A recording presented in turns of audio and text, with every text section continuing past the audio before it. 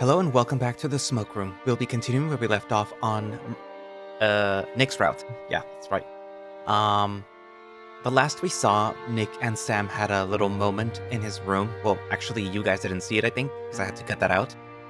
But they did, where basically Nick declares his love for Sam, and Sam either rebuffs him or agrees, and I agreed because of course. Um And eventually, when they came out of the room, I think the next day, they ended up meeting Mr. Hendricks and his wife down in the little saloon area or dancing area of the Hip. And turns out Mrs. Hendricks is actually a really nice person. And they were invited to Mr. Hendricks's house, much to his chagrin. And there was a little slight confrontation between Nick and Mr. Hendricks, while Sam and Mrs. Hendricks were talking about what's going on in the town. And that was one of the first times that Sam has a sort of the first time that he has somebody that sort of tells him yeah, there's something weird going on in the town. And I mean technically Murdoch is aware of it in his route and I guess in general. But this is the first time that somebody straight out comes out and says, yeah, there's something wrong with this town. Something really wrong, and she kind of foreshadowed what would ultimately happen to the town, or at least to Samuel when she did the Tarot reading, which is that something will have to change in a very violent way.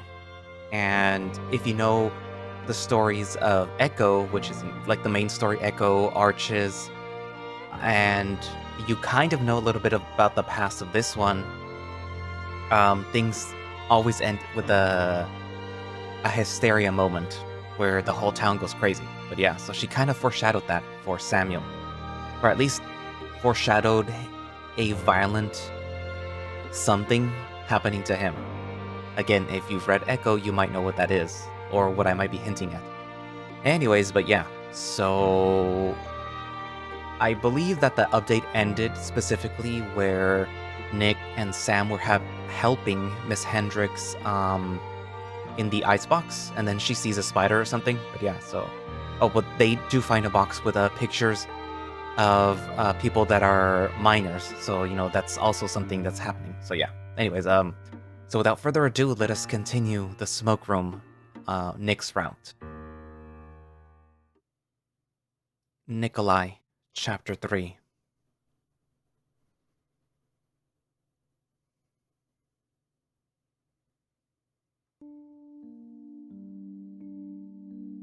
Oh no! Miss Hendricks screams a very high, very girly scream. I said help! Please, somebody help me! Are you alright? What happened? It's terrible! It was completely frozen and it shouldn't be in there. What shouldn't be in there? A bug. A bug. I keep these ice blocks sealed tight for restaurant quality. Somebody's been careless with the packaging. No good. This is no good at all. Nick stands in front of me and the box hiding them from view in the low light of the basement. Is there something that we can help you with? No. Well, it's nothing for you to be concerned about. I think we could easily get sick if the icebox isn't left in order. Is it broken? Well, it doesn't appear to be. You could take a look, couldn't you? He turns to me and watches as I move the box of photographs behind a column, out of sight. Then he turns back to the sheep. It should not be too complicated. He pokes his big head inside, wide shoulders disappearing. Then he reemerges, tilting his head to the side as he scratches the back of his head. The door doesn't squeak. No visible cracks either. It looks very well. Well, that's something of a relief. I can't thank you enough, Mr. Kroll. I'll just have to recheck the entire inventory with my cook after all of this. And I simply must have a stern conversation with my husband about who he lets muck around down here. I'd loathe to say it, gentlemen, but I don't know which products are safe to use at the moment. No ice cream can be made today, I am afraid. That's all right. But you sound so disappointed. That is just how he always sounds. I give him a look. He elbows me gently. Maybe next time then. Neither of us respond. Mostly because we figure that there won't be a next time. We've been in this dusty cellar for far too long. It has been 10 minutes. This is nothing. Now, there's no need to be modest. I can see how you've shuffled so. There's some truth to what she's saying. Nik has been more stiff than usual. Something's bothering him about this place. People weren't made to be in places like this. I get spooked myself in a basement as dark as this. Let's go greet the sunlight, shall we? It takes a while to go through the hallways, moving counterclockwise to the other way that we came, to get to the stairs to the kitchen. We hear dull chopping sounds as we ascend, and we see the cook preparing something green and savory smelling. As Nik and I pass the cook, Miss Hendricks taps on her shoulder. Haiti? She turns her head slowly. Miss Hendricks? I'm afraid that there's dreadful news. She looks lost in her chopping board, concentrating on the slices. How dreadful are we talking? Somebody's messed with the icebox and left the door ajar. The perishables in the cellar have been contaminated. The chopping stops. She looks a little scared. You don't think that's my fault, do you? No, not a whit. A wave of relief spreads across the wolf's face. We have to go through everything to make sure that it's safe to consume. That shouldn't be too bad. My son can help too. But what is bad is the timing. The solstice is less than a week away. I can't suffer a mediocre cake on the biggest night of the summer. What would the Historical Society think? James knew this was important to me. There, Miss Hendricks. I'll have a warm pie in the oven that'll last through the afternoon and into the evening. I've already scouted out the local farms and markets. I'll make sure that we have everything that we need within the next 2 days, tops. I appreciate that, but I'm just upset over giving you more work than you would have to do. It's not a problem at all, Miss Hendricks. I'm just grateful to have a job in a house this nice. She blushes a bit. Well, it's not that nice. There's a lot of work to be done, you know. That husband of mine is going to get an earful. She pokes her head around the corner. Then she looks back at the cook. Speaking of which, where is he? The cook's lips tighten. The master of the house said that he has errands to run. He left the house less than 5 minutes ago. The nerve! He knew that we had guests. True, ma'am. I reminded him, but dared not keep him. I see. She turns to us. Gentlemen, I'm truly so sorry that I could not manage to be a proper hostess. It appears that we are going to be quite busy in the coming hours. Would it be terrible of me to ask you to come back at a different time? Oh. No. Not at all. She let out a long breath. Thank you so much. I do hope that we can meet again under better circumstances. Of course. She leads us to the door and opens it. The hot air of the desert covers us like a scratchy blanket. Before we go. Yes? The Historical Society you mentioned. Would they happen to know anything about the stuff that we talked about? Up in the parlor? Well, yes. Though some of them are very prideful of the legacy that they have built here, and will take great offense to the notion of otherworldly powers at work. Happen to know who might be comfy talking about such things? Well, I'd consider some members experts in the matter, but they like to keep a low profile. Do you happen to know either Holly or Dahlia Burns? Oh, that must be the photographer's family. Do they have a brother? Oh, yes. He's rarely attended social gatherings, but I'm told that he has some interest in the supernatural as well. Their mother, on the other hand, has no patience for such notions.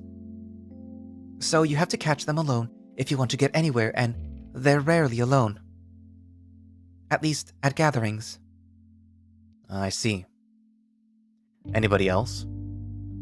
Well, there's Dr. Brisbane, Clybelle Jennings. Those names don't ring a bell. Right. They can be a bit reclusive. I have to wonder. You don't work with any of the Moors, perchance? I tilt my head. I do, actually. If you don't mind me saying so, I presumed as much. They're a big family and they have people in all sorts of places. Some of them can be plenty influential in the occult circles. That gives me some ideas. Thanks. I nod and Nick bows deeply as we leave. Miss Hendricks waves, watching us from the porch as the armed men at the gate press a button which opens the gate for us without the need of any help. I hope this visit was useful. I rub the back of my neck as we keep walking. It was certainly something.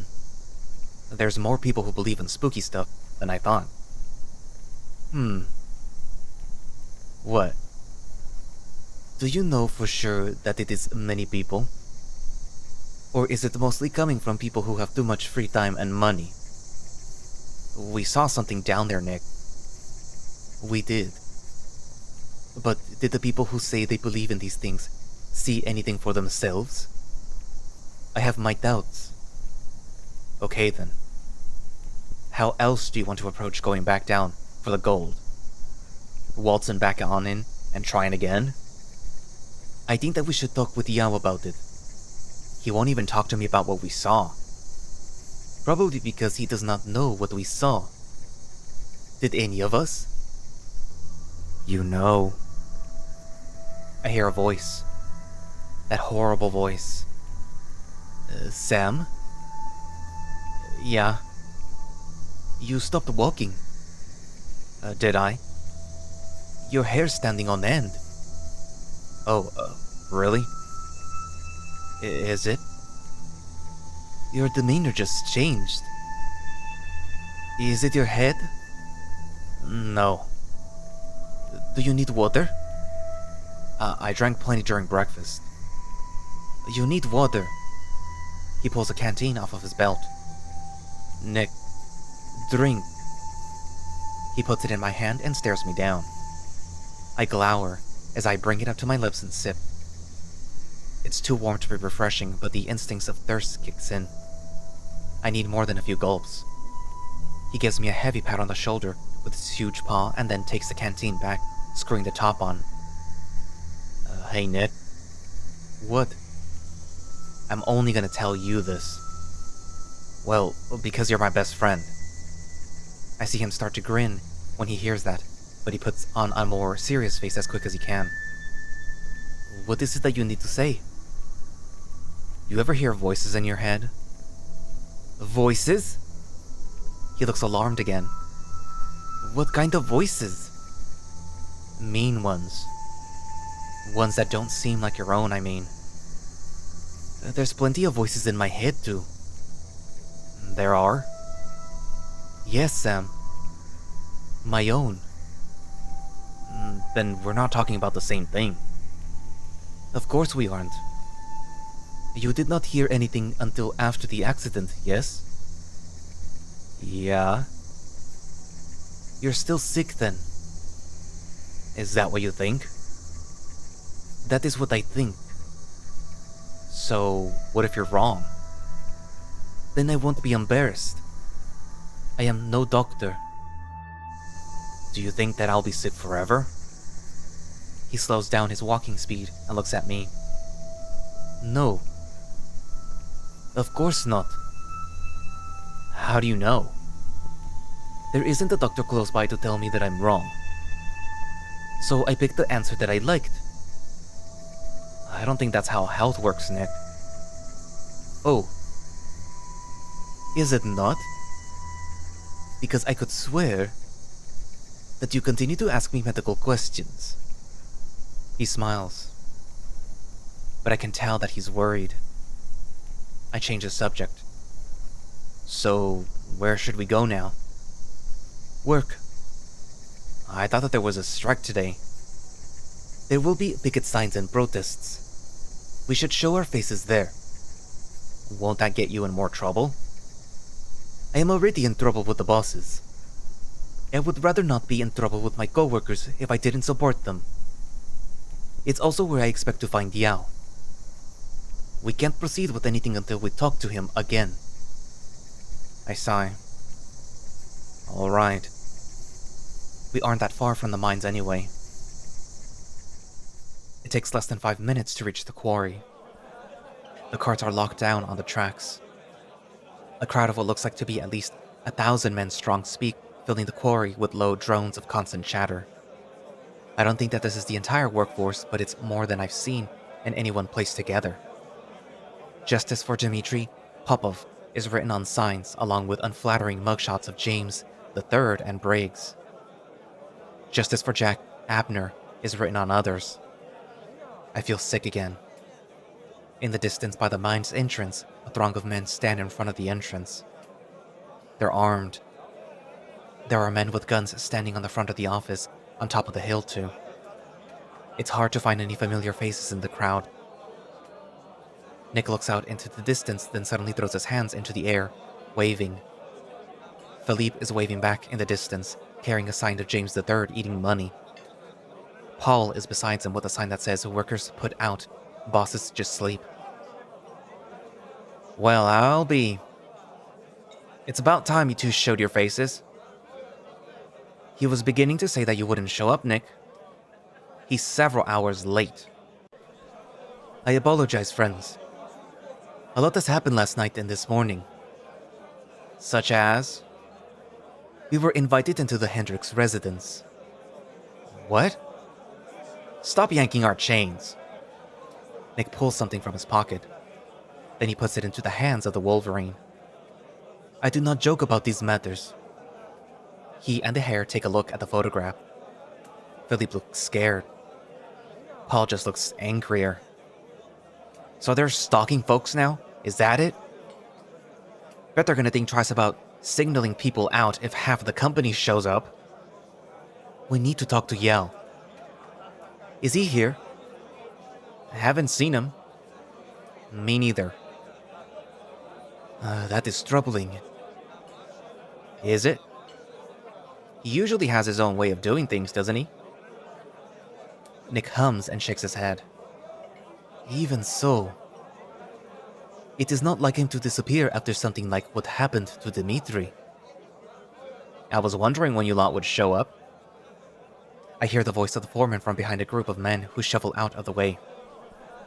As he comes closer, I'm face to face with his eyes, and he looks as if he's barely gotten any sleep the last few hours. I want the two of you to come with me. Mind if we speak? Why us? Yeah, why them?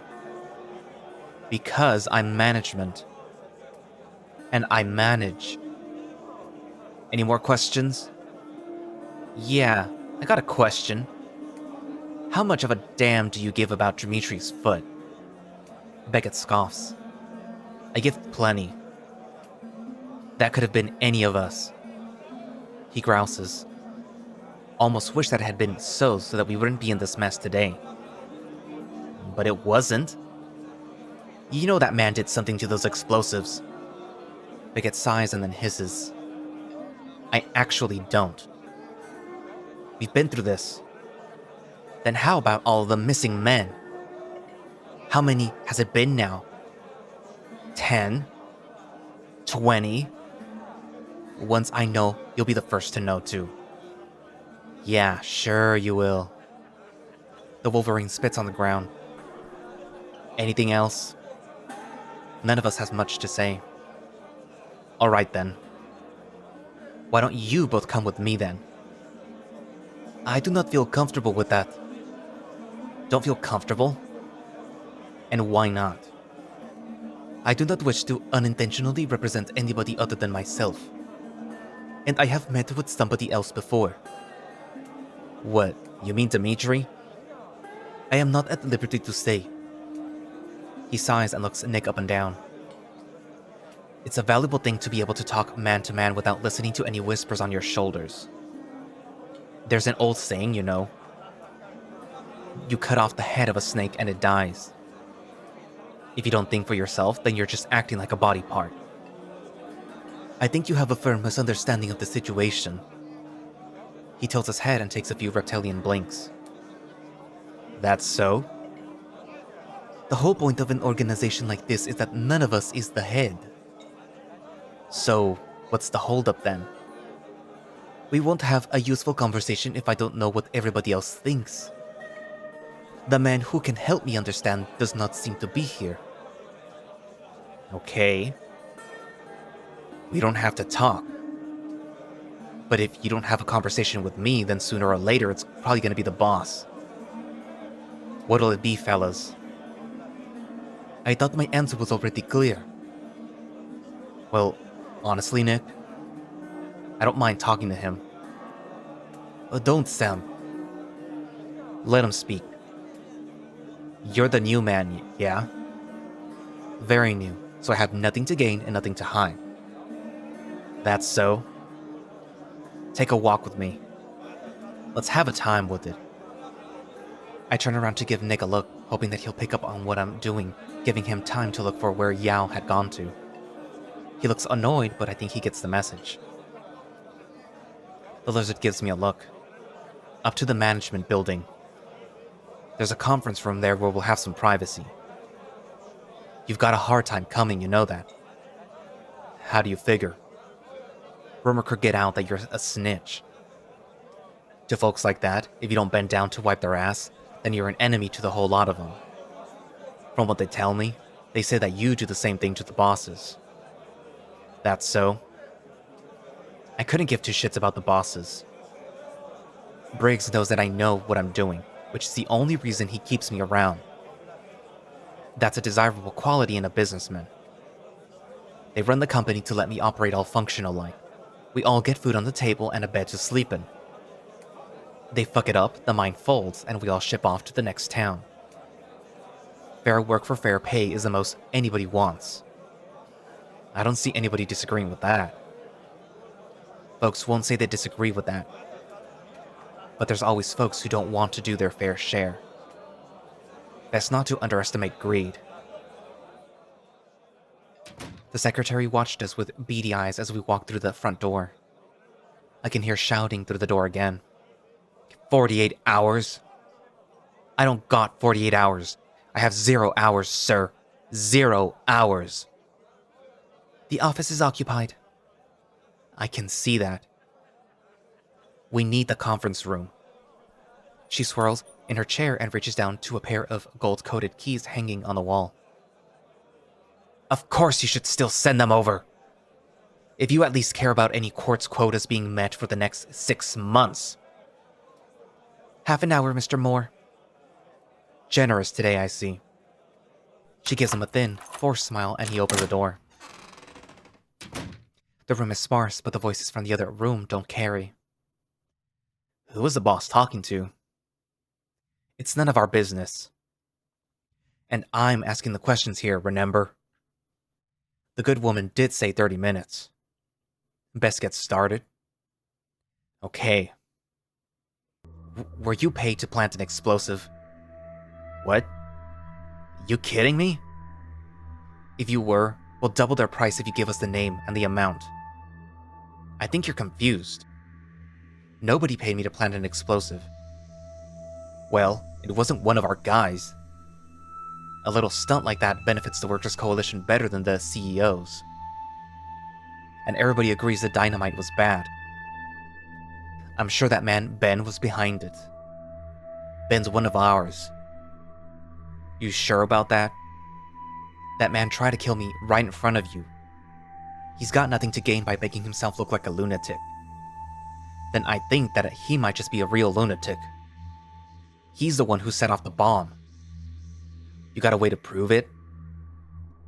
If you did, it could smooth over this entire ordeal. Not really? I don't know the first thing about fixing bombs or how he might have done that. I just know that he had the backpack for that moment that we went away. That man wants my job. How does it help him cut our labor in half for God knows how long with a scandal? It doesn't make sense. Doesn't add up. But you're telling me that nobody in power has suggested he did it? Right? Not without hard evidence, no. So what happens if you never get hard evidence? What happens when there's never a consequence when somebody does something wrong? We can't condemn innocent men over emotional impulses. I know the look of a killer. It's on him. And how would you know about that? Shit. Why did I say that? How would I know about that? Go ahead. Tell him. I think you and I both know that there's plenty of ways to end up in that position. True enough. I know what it's like to go to bed hungry. Maybe you might be afraid that you can't take care of your family. Maybe you start to think that you wouldn't mind seeing others go without if you could make sure that your own are taken care of. That kind of fear can change a man. I clear my throat. I think that I can see what you mean. The reflection of his gaze is almost glowing as he stares through me into the dark. I suspect that it could be as discomforting as mine is to him. I have a bit of a confession to make. Are we getting somewhere now? There's a reason that I wanted an opportunity to talk with you today. Oh, really? I met Miss Hendricks today. He looks irritated now. So what? So, she told me that the Moore family has a knack for, well, knowing things. He leans forward in his chair and shifts his weight to his elbow. Let me tell you a little secret.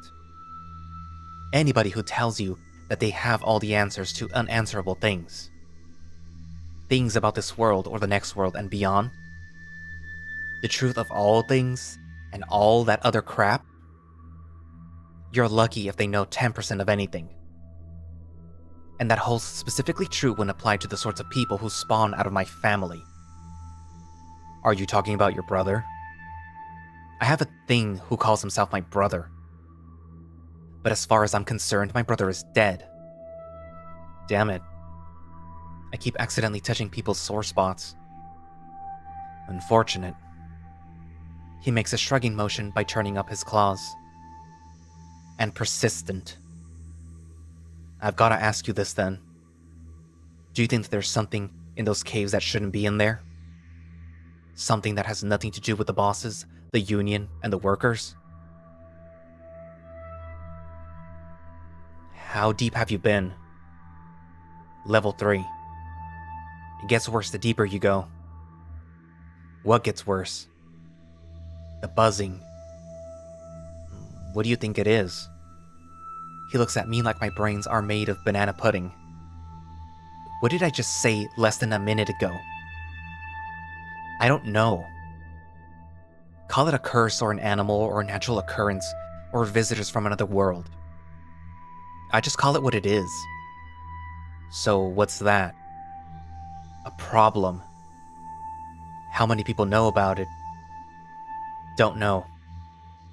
Sometimes a lot. Sometimes almost nobody at all. Used to be why I thought that it wasn't really real. Till other people started talking about it. Hearing the same weird sounds. Experiencing the same weird dreams. All aiming down into the ground. He looks like he's concentrating hard. Maybe on a memory. Maybe on an idea he has. But he takes another look at me. And stumbles out of his chair. He scrambles onto his feet and then forces himself against the wall, scrambling for something behind him, not taking his eyes off of me. There's terror in them. And then there's a dull, cold look. He stops panicking. He breathes. He opens the door behind me. That'll be all, Mr. Ayers. I blink at him, wondering if he expects me not to remark on what just happened. But as I stand, he leaves the room. He slams the keys on the secretary's desk. And then he leaves the office without looking back. She gives me a look, as if to ask me what happened in there, with her face, but never vocalizes it. So neither do I. And I leave the building. But the first thing that I hear when I open the door is shots going off. My hair stands up on my arms. As I get closer to the field, I see another foreman with a pistol pointed skyward, gun smoke coming from the nozzle. Nobody seems to be on the ground or injured from what I can tell. A wave of relief comes over me when I can see that Nik and the others still stand where I left them. The scene in front of me hasn't changed much in terms of who's standing where and how many people are afoot. But it strikes me as strange how I can hear very little sound from the crowd that big. There's a stillness among the crowd which wasn't there before. What happened? Did somebody get shot? As if they dared. They fired warning shots when the crowd got too close to the entrance. Are they gonna shoot somebody? I do not think so, Sam. He says that very calmly. But I can't tell if he thinks that's true or not. They do seem to be getting the message, though. There's much more of us than them. So, what did the foreman say to your friend, Nik? Yeah, I want to know what he's telling him. I think there's only one thing that we can talk about that would make them relevant. Nik wants to find Yao. Help us find him. You avoiding the question or something, boy? Let them explain. Ain't it better to talk about these things discreetly? I figured your leader would want to hear about it too, with his own ears. Dimitri isn't our leader. We ain't got a leader. Haven't you been paying attention? It does not matter what Sam calls him. If Sam says that he should hear this, then he should. I know where he is. You do? Yeah. He's in a bed at the Northside Clinic. Almost had to restrain him myself to keep him from coming out today. Once his cast sets, you know he'll be back up here. Yep. Do they allow visits? They let us in, didn't they? That they did. Mind taking us to him? I was gonna insist that we do anyhow. This way. They balance their picket signs like a soldiers would balance their muskets as they lead the way down the dirt roads west into the downtown. I turn my head and mutter to Nik. I'm surprised that we didn't see Will at the rally. Just because he didn't see him doesn't mean that he wasn't there. When there's workers raising up arms against the bosses, the law is always close by. God forbid it's the other way around, though. I believe that I would have seen him had he had been there. Why is that? Because I am very dull. Felipe looks behind his shoulder and Paul spits on the ground. But really, I think that he is keeping his distance until he cannot. What makes you so sure about that? He gets distracted when he is absorbed in a case. I can attest to that as well. The last time that we saw him, he seemed like his mind was elsewhere. And where was the last time you saw him? Last night, near the mines.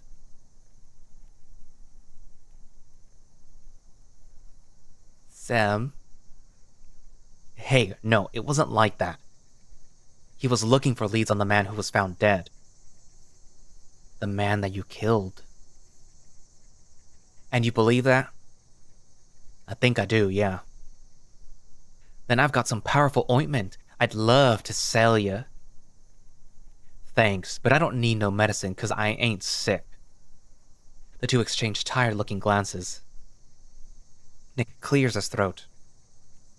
I am not worried about William Adler. And why is that? Because the sheriff would not wait to arrest us if he wanted to. That all you got? What if he's tailing you? Then I'll catch him doing it. Life is too short to worry about things that have not happened yet. Paul grunts. Felipe faces forward and taps his shoulder with his picket sign, like he wants us to pick up the pace. When we get to the clinic, Paul drops our names to the receptionist. We're let in no time at all. The black bear has his foot up in a cast, but stands when he sees us. Friends! His expressions are just as bright and strong as I remember them, but his voice sounds tired and worn. It's a quality I recognize. It's the kind of scratchiness that you get in your throat after a lot of screaming. Or reading. Should you be standing? Sit down. We'll come to you. Enough of that out of you. I am not your elder, and this wound is nothing. It's gonna be something if you don't let it heal. Dimitri waves his paw in the air. The casting and the crutch will take care of that. Nik clears his throat again and steps forward. It's good to see you well, Dimitri. Well, you say? Well enough, at least. The bear laughs. I've seen men lose their whole jaws. What's a few foot digits? Your tenacity is outstanding. I counted more than 1,000 men at that rally. You can thank Yao for that. Can I? He and his friends have contacts with the press. The old one that burned down. The other one, on the east side of downtown. The last one, you mean? Well, yeah? There's always got to be somebody to push out the morning papers. Until dry season. If that one goes up in ash, another one will pop up sooner or later, no? Nik shifts his weight from one foot to the other. There is something that I need to ask you, if I may. You may. He looks so uncomfortable when this many eyes are on him. Do you happen to know where Yao might be right now? The two of you are still thicker than blood, eh? Leave it to Nikolai Kroll to visit me at a clinic to ask me where Feng Yaolin is off to. I did not mean any disrespect. His deeper laugh is a lot more raspy today than when I last heard him. And I'm sure that you mean none. It has been a long night is all. He's just a bit single-minded. Always has been. There's no need to mock him. No. I deserve this. I think you should tell me what to do less and tell Dimitri what you were talking about with the foreman. Considering that was your excuse not to talk about it. If he keeps pushing me, I might just start pushing back.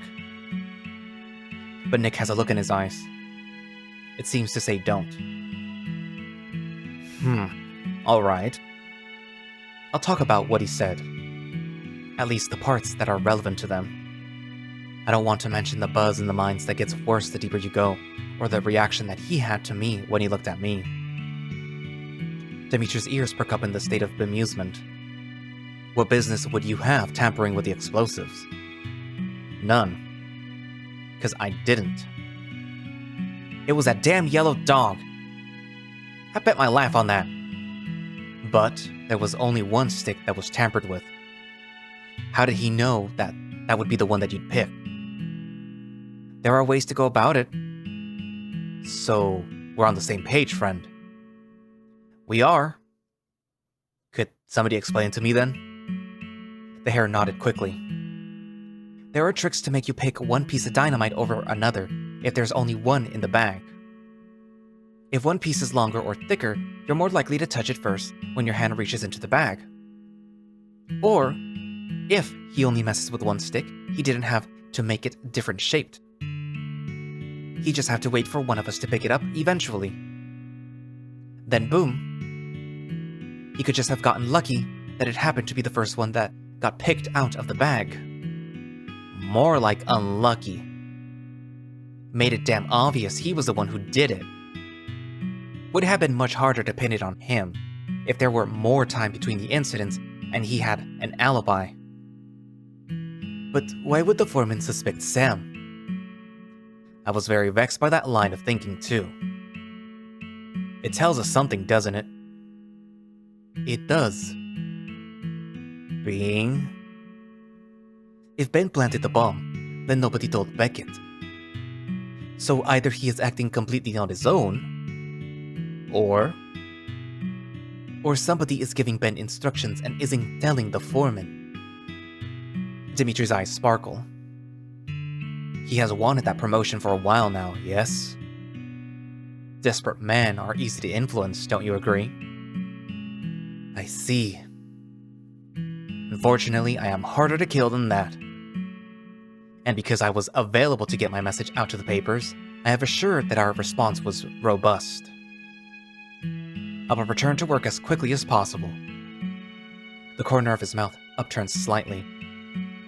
If Ben receives blame publicly, we will know where his orders came from. But I suspect that we already do.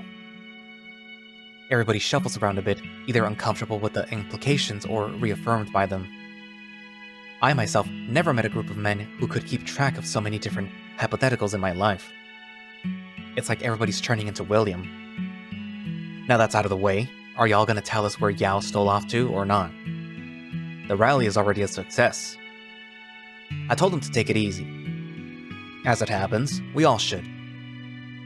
Let us all meet him at the stag, shall we? That barn near Lake Emma? I like this plan. I give Nick an incredulous look, and he raises an arm and scratches the back of his head nervously. It's a great place to have a conversation, Sam. Lots of noise and, privacy. Cheers to that. I'd rather you stay here. Come now.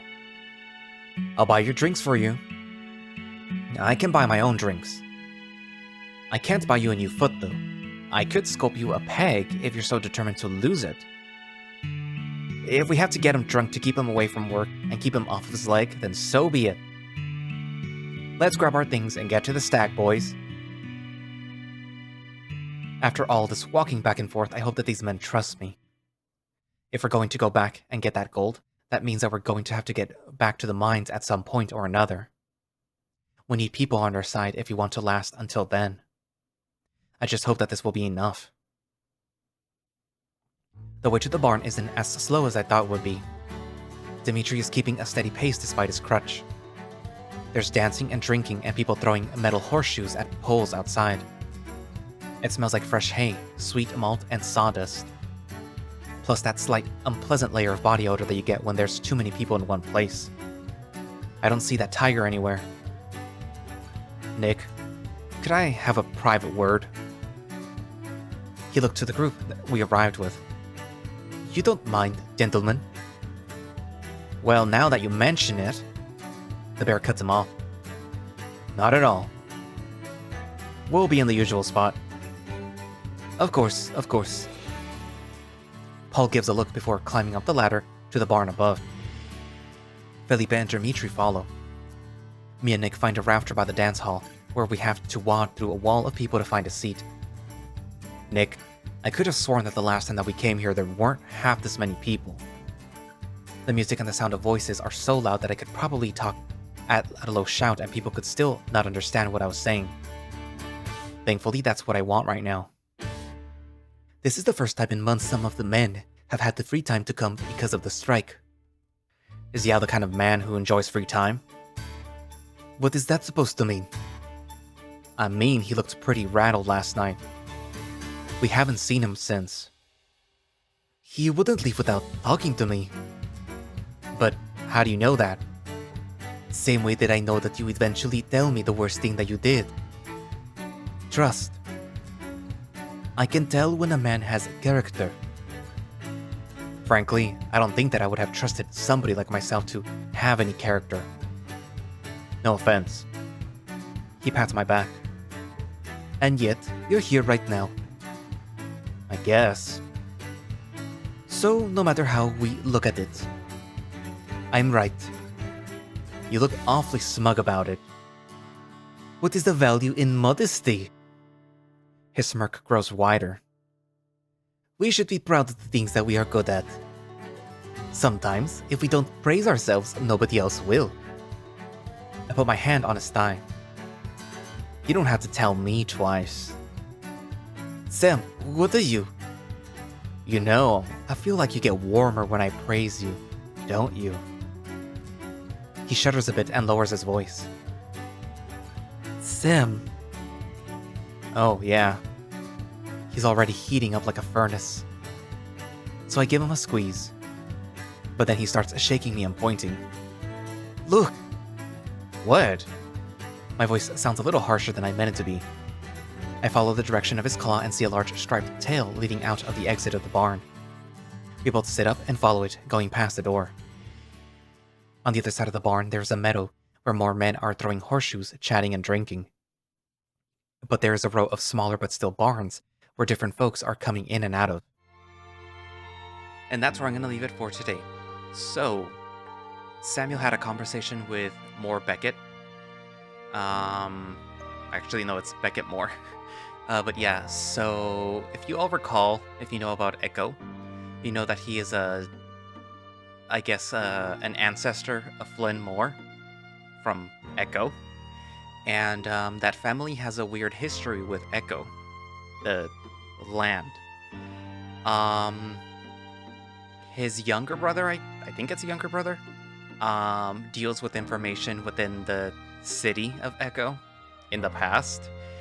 And he, I guess, leverages the family's ability to know things.